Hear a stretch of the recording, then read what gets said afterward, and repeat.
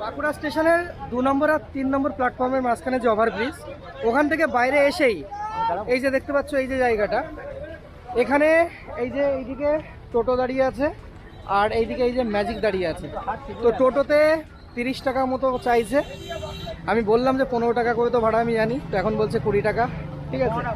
আর এদিকে ম্যাজিক গাড়িতেও 20 টাকা বলেছিল, তো আমরা 4 জন আছি, দরদাম করলাম 15 টাকা করে বললো।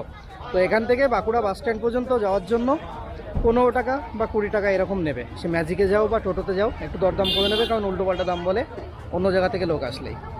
ওই যে গেটটা দেখতে পাচ্ছ, ওখান থেকেই টোটো আর ম্যাজিক পাওয়া যাচ্ছিল। আর ওখান থেকে একটুখানি এদিকে এসে এই যে এখান থেকে গাড়ি রিজার্ভ করেও তোমরা যেতে পারো। তো কত কি ভাড়া নেবে আমি তোমাদেরকে চলো গিয়ে শুনে জানাচ্ছি। বলো কত বলছিলে? হ্যাঁ 1500। তুমি তো কম দেবেন আপনি যখন বলবেন। কত? 1400।